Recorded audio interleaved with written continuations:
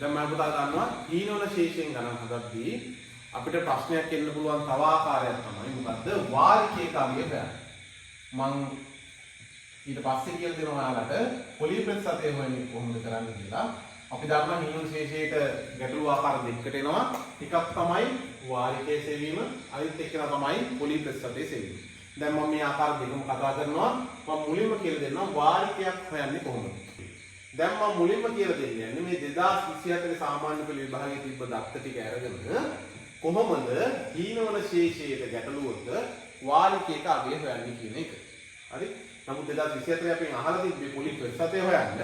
නමුත් මම මේක ආකාර දෙකටම කියලා දෙනවා. ඒතර මම උදාහරණ කිසි ප්‍රශ්නයක් නැහැ මොන ආකාරයට ආවත් ගාන හදන්න පුළුවන්. එතකොට මෙන්න මම මේ දත්ත ටිකම ගත්තා. ඒ ගැටලුවේ තියෙනවා අපිට ණය මුදල විදියට රුපියල් 84000 වාරික ගණන දීලා තියෙන 12යි කියලා හීනවල ශේෂයට පොලි ප්‍රතිශතය 124යි කියලා ඒ ගැටලුවේ අපිට උත්තරේ එන්නේ. මම මේක මෙතෙන්ට දාගත්තා. හරි? දැන් අපි හිතමු මෙහෙමයි ගැටලුව.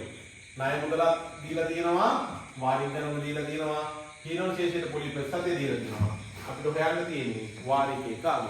අපි දැන් බලමු හීනවල ශේෂ ක්‍රමයට වාරිකයක අගය හොයන්නේ කොහොමද? මෙන්න මම පියවර කීපයක් ලියාගෙන තියෙනවා පුතේ. පළවෙනි පියවර තමයි පොලිය රහිත වාරිකයක අගය. මේකේ තේරුම තමයි අපි මේ ණය මුදල පොලියක් නැතුව ගෙවනවා. අපි එක වාරිකයකට කීයක් ගෙවන්න ඕනේ? හරි නිකන් යාළුවෙක් ණයක් දුන්නා වගේ කියලා හිතන්න. ඔයාලට යාළුවෙක් ණයක් දෙනවා රුපියල් 84000. මට පොලිය එපා. වාරික 12ක් ඔයා ගෙවලා ඉවර කරන්න.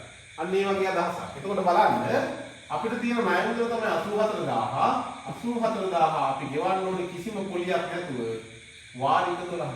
මාස 12ක්. පුතේ වාරික කියලා කියන්නේ මෙතන මාස ගණනකට. එතකොට පුතාලා අවුරුදු ගානක් දුන්නොත් බැරි වෙලාවත් ඔයාලා වාරික ගණන හදාගන්න මෙහෙමයි. ඔයාලට කිව්වොත් ණය මුදල ගෙවලා ඉවර කරන්නේ වසර 3කින් වගේ කියලා.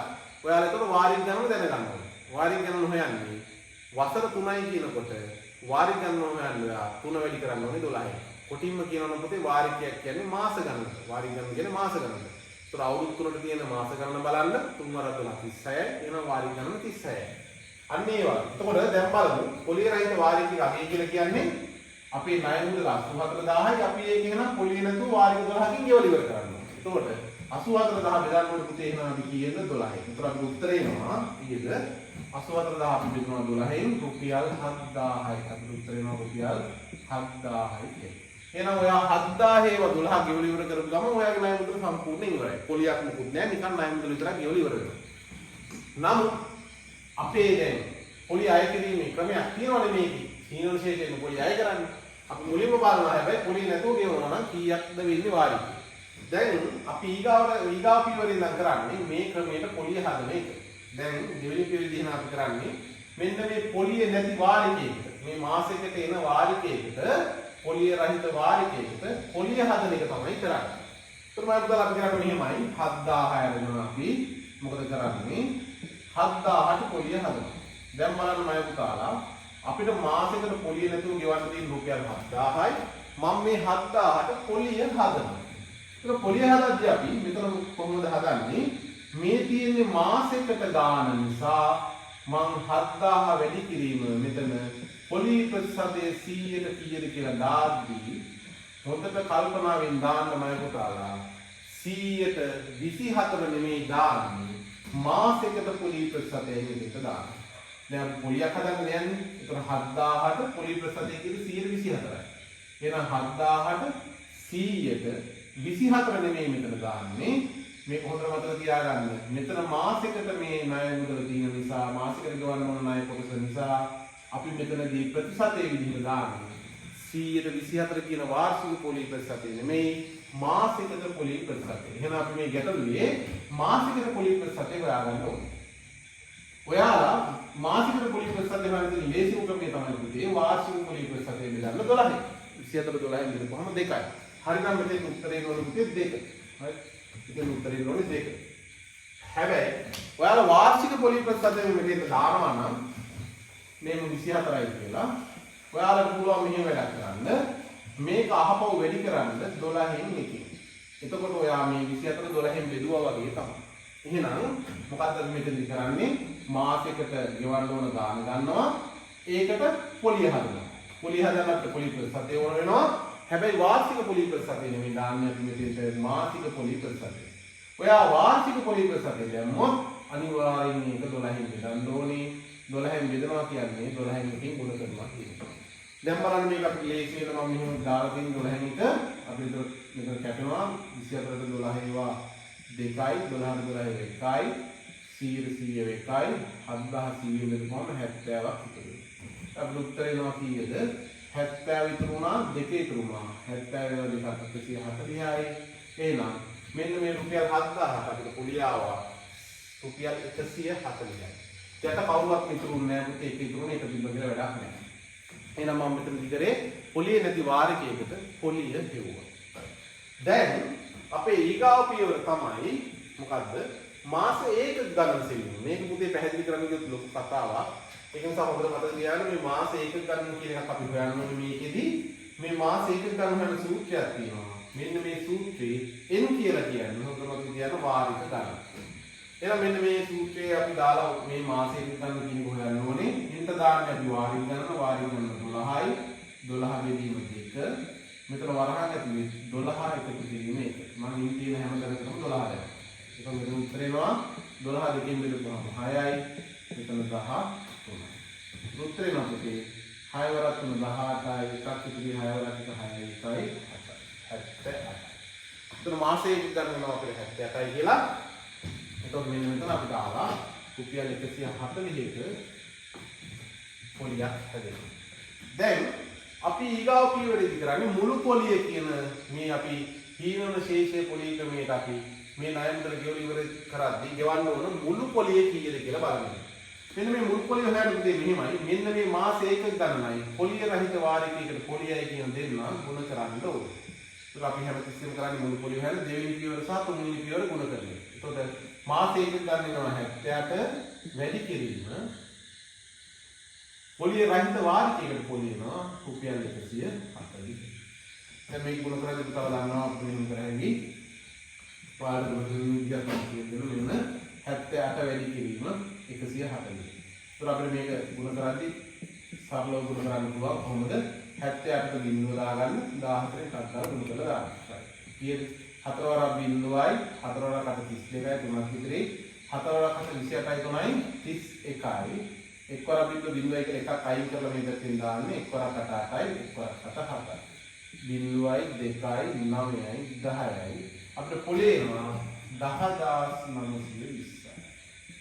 ඔන්න අපිට ආව මුළු පොලිය රුපියල් 10920. එහෙනම් පුතේ මේ මොකක්ද අපි හෙව්වේ? අපේ ණය මුදල වෙන්නේ. අපි කොච්චර පොලියක් ගෙවන්න ඕනේද? වාරික 12ක් ගෙවලා ඉවර වෙනකොට. දැන් වාරික 12ක් ගෙවලා ඉවරනකොට අපි මුළු පොලියේ විදිහට 10920ක් ගෙවන්න ඕනේ. අපේ ණය මුදල තියෙන්නේ 84000යි. එතකොට අපි දැන් මෙන්න මේ විදිහට අවසාන වාරික මේ පියවරට යනවා. මොකද අවසාන පියවර අපේ වාරික ඒකාගය. කොහොමද මේ වාරික ඒකාගය හොයන්නේ? වාරික ඒකාගය හොයන්නේ පුතේ අපි ගෙවන්න ඕන ණය මුදලයි ගෙවන්න ඕන මුළු මුදලයි ඔක්කොම එකට එකතු කරලා එක වාරිකයක් කීයක් වෙනවද කියලා බලන්න අපි වාරික ගණනින් බෙදන්න ඕනේ. අපේ ණය මුදල 84000යි අපි ගෙවන්න ඕන මුළු පොලිය 10920යි. ඉතින් මේ දෙන්න එකතු කරපුවාම අපිට එනවා අපි ගෙවන්න ඕන මුළු මුදල. මේ දෙන්න එකතු කියන්නේ ගෙවන්න ඕන මුළු මුදල. ඒ මුළු මුදල අපි ගෙවන්නේ වාරික 12කින්. සමාන මාසික වාරික 12කින් ගෙවන්නේ. එහෙනම් එක වාරිකයක් කීයක් වෙනවද කියලා බලන්න. අපි මේ සම්පූර්ණ එක්කෙනාට ගන්න ඕනේ ගෙවන්න ඕන මුළු මුදල. ණය මුදලයි පොලියයි කියන්නේ ගෙවන්න ඕන මුළු මුදල. ඒ දෙන්න අපි දෙනවා 12යි. එතකොට මෙතන එනවා අපිට 94920යි. මේක බෙදන්න ඕන පුතේ අපි 12න්. 12න් බෙදපු ගමන් අපිට එක වාරිකයක ආවේ. එහෙනම් අපිට ආවේ 7910 වගේ උත්තරයක් මොකද දෙන්නේ බලන්න. දෙවෙනි එක තමයි දෙවෙනි පියවර පොලිය රහිත වාරිකයකට පොලිය. දැන් පොලිය රහිත වාරිකයක් තමයි මේ 7000 කියන එක. එයාට පොලිය හදන්න. දැන් පොලිය නැතුව අපිට ණය මුදල ගෙවන්න දෙන්නේ නැහැ නේ. හීනන ශේෂයට පොලිය අය කරනවනේ. ඒතකොට අපි කරන්නේ ඊගාව පියවරේදී පොලිය රහිත වාරිකයකට පොලිය කීයද කියලා බලන්න. ඒතකොට මම උදලා අපිට මේකද කරන්න තියෙන්නේ මෙච්චරයි. මෙන්න මේ පොලිය නැති වාරිකයක් ගන්නවා අපි 7000. මේ 7000ට අපි පොලිය හදන්නයි යන්නේ. ඒතකොට කොහොමද අපි පොලිය හදන්නේ? 7000 වැඩි කිරීම ප්‍රතිශතය පොලි ප්‍රතිශතය හීනවන ශේෂයට පොලි ප්‍රතිශතය තමයි මෙතෙන්ට දාන්න ඕනේ. ඒතර බොහෝ වෙලාවට ගානදි දෙන්නේ වාර්ෂික පොලි අනුපාතිකය. හීනවන ශේෂයට වාර්ෂික පොලි අනුපාතිකය තමයි දෙන්නේ. නමුත් අපිට මෙතන ඒක තමයි හොයන්න කියන්නේ. හීනවන ශේෂයට වාර්ෂික පොලි අනුපාතිකය තමයි හොයන්න කියන්නේ. එතකොට අපිට පොලි අනුපාතිකය නැති නිසා අපි ඒක දන්නේ නැති නිසා මම ඒකට අකුරක් දාගෙන කියනවා x කියලා. හැබැයි ඒ x අකුර දාගෙන තියෙන්නේ මම විශේෂ ආකාරයට මොකද්ද? වාර්ෂික පොලි ප්‍රතිශතය නෙමෙයි මාසික පොලි ප්‍රතිශතය විදිහට තමයි x මම හඳුන්වලා තියෙන්නේ. ඒතර මම හිතලා අපි මෙතෙන් දාන්න ඕනේ වාර්ෂික පොලි ප්‍රතිශතය නෙමෙයි මාසික පොලි ප්‍රතිශතය. හේතුව තමයි අපි හොයන්නේ පොලිය රහිත වාරිකයකට පොලිය. පොලිය රහිත වාරිකයක් කියන්නේ මාසයකට පොලිය නැතුව කොච්චරක් වාරිකය වෙනවද කියන එක.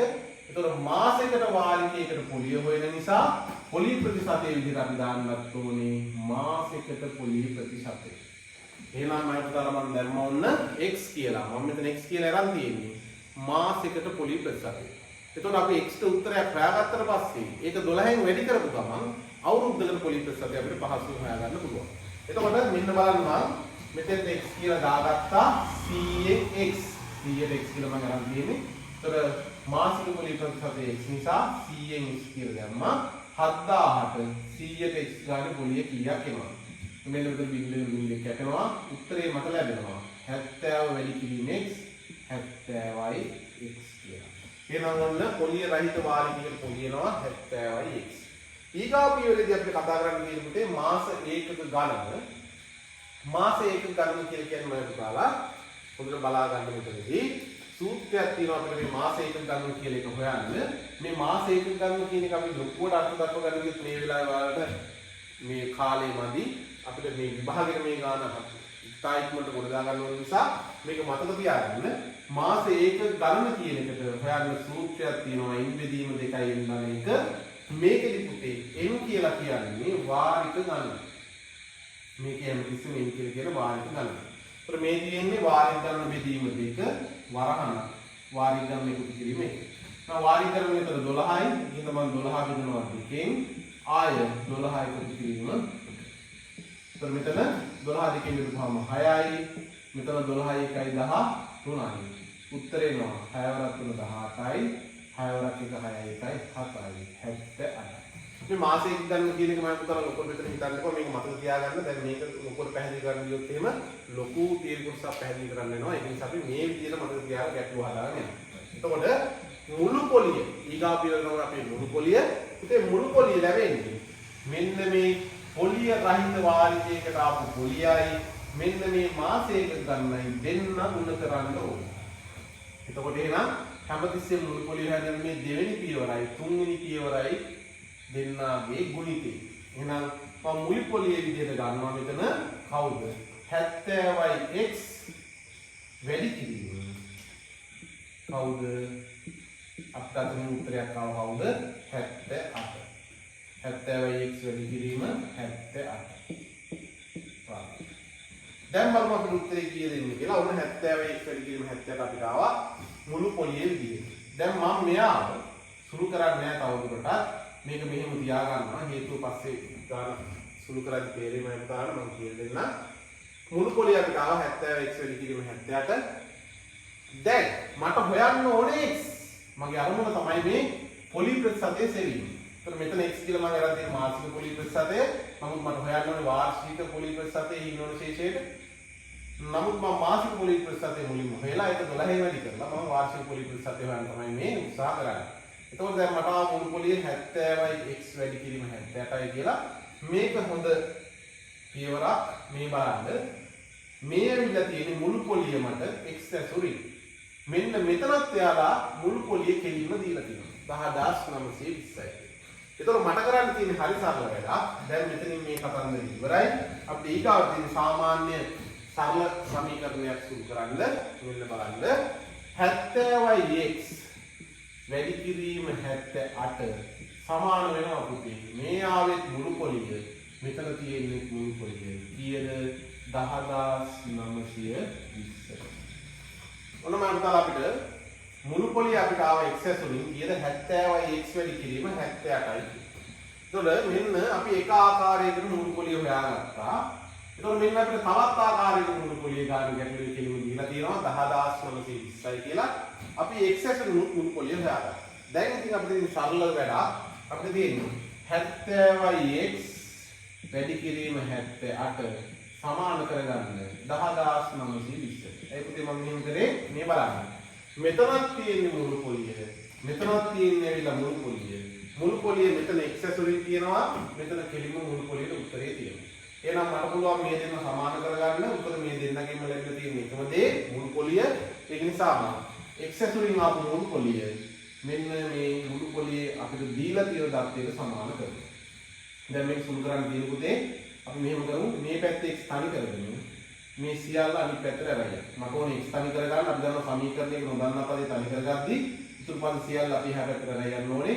ඒකට 10920 මේ පැත්තේ ඉන්නවා.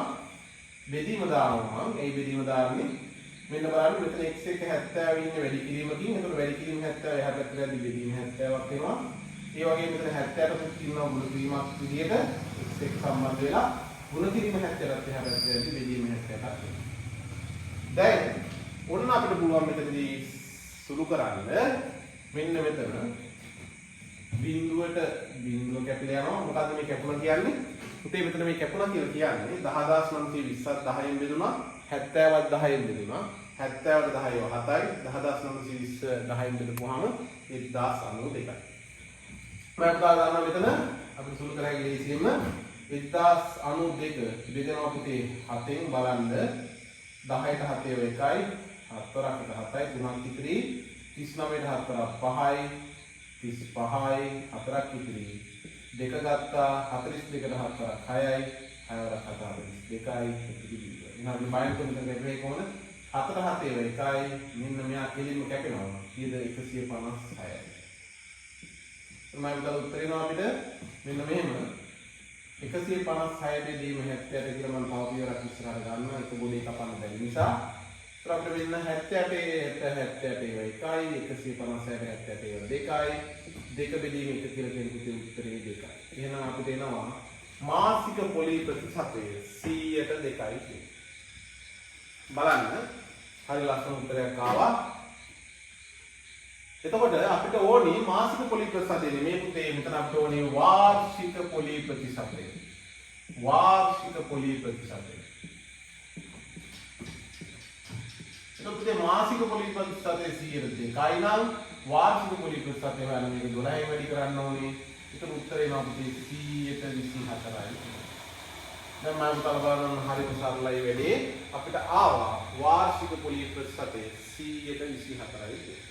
ඔන්න හීනවල ශේෂ ක්‍රමයට ගැටලුව අපි හදන විදිහ මොකද්ද මේ හීනවල ශේෂයේ පොලි ප්‍රතිශතය ගණනය කරන්නේ කොහොමද කියන එක.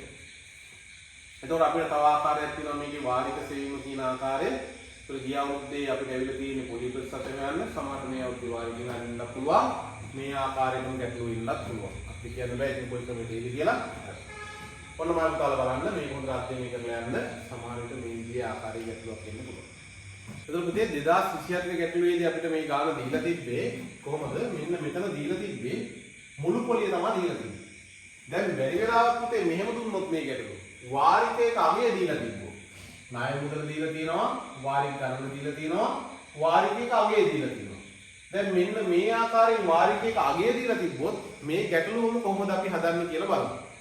දැන් ඉස්සරහ නම් ගැටලුවේ තිබ්බේ මුළු පොලිය කෙලින්ම දීලා තිබ්බා. මුළු පොලිය මෙච්චරයි 10920 කියලා දීලා තිබ්බා. නමුත් දැන් මෙන්න මේ විදිහට වාරිකයක අගය දීලා තිබ්බොත් මේ ගැටලුව අපි කොහොමද හදන්නේ? ඒතරොත් පුතේ අපි ගැටලුව හදන්නේ මේ විදිහටමයි. මේ පියවර 4 මේ ආකාරයෙන්මයි 1 2 3 4 කියන පියවර 4 හොයනවා. මේ පියවර 4 පිළිවෙලටම අපි හදාගෙන ආපුවම අපිට මුළු පොලිය ලැබෙනවා 4 වෙනි පියවරේදී. ඒක ලැබෙන්නේ අපිට x ඇසුරින්. හොඳට මතක තියාගන්න x කියලා කියන්නේ මාසික පොලිය ප්‍රතිශතය. ඒක අවුරුද්දක පොලිය ප්‍රතිශතය නෙමෙයි. ඔයාලා බැරි වෙනවත් වාර්ෂික පොලි ප්‍රතිශතය මෙතන x කියලා ගත්තොත් එහෙම ඔයාලා මෙන්න මෙතන 12න් එකෙන් ගුණ කරන්න ඕනේ. ඒතකොට පොඩ්ඩක් ගැටලුව අමාරු වෙනවා. සුළු කිරීම අපහසු වෙන්න පුළුවන්. ඒක නිසා අපි මෙතන කෙලින්ම දාගත්ත මාසික පොලි ප්‍රතිශතය x කියලා. එතකොට මෙන්න මෙතන මුළු පොලියෙන් අපි වැඩේ නවත්තනවා. එහෙනම් අපි මුළු පොලියේ උත්තරයක් ගන්නවා x ඇතුළේ. ඒ වගේම අපි මුළු පොලියට උත්තරයකුත් හොයාගන්න ඕනේ. එක්සස් වලින් ගන්නවා වගේම ප්‍රකාශනය අපි මුළු පොලියට උත්තරයකුත් හොයාගන්න ඕනේ. දැන් මේ ගානේ අපිට දීලා තිබ්බ ගැටලුවේ නම් අනිවාර්යයෙන් මුළු පොලියේ උත්තරේ දීලා තිබ්බ මෙතන. නමුත් බැරි වෙලාවත් ඔයාලට දෙන ගැටලුවේ වාරිකයක අගය දීලා තිබ්බොත් කොහොමද ඔයාලා වාරිකයක අගය මුළු පොලිය හොයාගන්නේ? අපි බලමු කොහොමද ඒක කරන්නේ. වාරිකයක් දීලා තිබ්බොත් පුතේ වාරිකයේ මුළු පොලිය හොයාගන්න අර ඉස්සරලා විදිහටම මෙන්න මේ ප්‍රකාශනයට මුළු පොලිය සමාන කරගන්න ඕනේ. දැන් බලමු මම උදාහරණ කොහොමද මේ වාරිකයක් දීලා තිබ්බහම මුළු පොලිය හොයන්නේ කියලා. පුතේ මේ වාරිකයක අගය කියලා කියන්නේ ඔයා මේ සම්පූර්ණ ණය මුදලින් නිදහස් වෙන්නේ. ඔයා 7910 ඒවා 12ක් ගෙවන්න ඕන කියන එකයි. මේකේ තේරුම තමයි පුතේ වාරිකයක අගය කියන්නේ ඔයා සම්පූර්ණයෙන් 7910 ඒවා 12ක් ගෙවන්න ඕනේ මේ ණය මුදලින් නිදහස් වෙන්න. ඒතකොට ඔයා ගෙවන්න ඕන මුළු මුදල කියලා බලන්න. ගෙවිය යුතු මුළු මුදල. පුතේ මෙතන ගෙවිය යුතු මුළු මුදල කියලා කියන්නේ ඔයා ගත්ත ණය මුදලයි හීනවන ශේෂයට හදපු පොලියයි කියන දෙකම එකතු කරලා තමයි මෙන්න මෙතන මේ වාරිකය හදන්නේ. ඒතකොට ඔයා ගෙවිය යුතු මුළු මුදල කියලා කියන්නේ ඔය ණය වෙච්ච ණය ප්‍රමාණයයි ඔයාගේ වල තියෙන මුළු පොලියයි. දෙන්නගේ එකතු තමයි අපි මේ ගෙවිය යුතු මුළු මුදල කියලා කියන්නේ. ඒතකොට ඔයා කොහොමද මේ ණය නිදහස් වෙන්නේ? 7910 ගානේ වාරික 12ක් ගෙවන්න ඕනේ මේ ණය වෙච්ච තැනට. එහෙනම් ඔයා මේ ණය වෙච්ච තැනට වසරක් අවසානයේදී වාරික 12ක් ගෙවලා ඉවර වෙනකොට 7900 ගානේ 12ක් ගෙවනවා. ඒතර බලමු පුතේ 7900 ගානේ 12ක් ගෙව කොහොමද කියන්නේ ගෙවලා දෙනවද කියලා. 12ක් බිංදුවයි 12ක් එක 12න් දෙක දැම්මා එකක් ඉතිරි 12ක් 9 108යි 108යි 109යි එතකොට අපිට තියෙන 10ක් ඉතිරි 12ක් 7 84යි 84යි 10යි 94යි. එතන මම හිතලා අපිට තියෙනවා රුපියල් 94920ක් ඔයා ඔක්කොම මුදල සම්පූර්ණයෙන් වාරික 12 ගෙවලෙදි ගෙවනවා. දැන් මෙතන ඒතකොට තියෙන්නේ මොනවද? ණය මුදලක් තියෙනවා, ගෙවලා තියෙන මුළු පොලියක් තියෙනවා. හරිනේ. ඔය 84000 ණය වෙලා තියෙන්නේ. නමුත් ඔය 94920ක් සම්පූර්ණයෙන් ගෙවනවනේ. ඒතකොට මේ වැඩිපුර ගෙවලා තියෙන ගාන තමයි අපි කියන්නේ. ඔයා ගෙවලා තියෙන මුළු පොලිය කියලා. එහෙනම් අපි ගෙවලා තියෙන මුළු පොලිය බලන්න මොකද කරන්න ඕනේ? මෙන්න මේ 94920න් අඩු කරන්න ඕනේ පුතේ. ඔයා ගත්ත ණය මුදල. ඒක උත්තරේ නා 10920යි. ඔන්න ඕක තමයි ඔයාලට මෙන්න මේ 2024 ගැටලුවේ මුළු පොලිය කියලා 10920 දීලා තිබෙන්නේ. ඒතකොට ඔයාලට ගැටලුව තවත් ලේසි කරලා තිබ්බේ යාලා. ඒතකොට ඔයාලා මුළු පොලිය හොයන්න දෙයක් තිබ්බේ නැහැ මේ වගේ. කෙලින්ම උත්තරේ මුළු පොලියට දීලා තිබුණා. හැබැයි මේ විදිහට වාරිකය දීලා තිබ්බොත් ඔයාලා මෙන්න මේ ආකාරයෙන් මුළු පොලිය හදා ගන්න ඕනේ. ඒතකොට ඔන්න එකක් දැනගෙන ඉන්න පුතාලා අපිට මුළු පොලියම දෙන්නේ නැතුව මෙන්න විදිහට වාරිකය දෙන්නත් පුළුවන්. ඔන්න ගැටලුවේ මම වෙන්න පුළුවන් ආකාර සියල්ල ටික කියලා දුන්නා.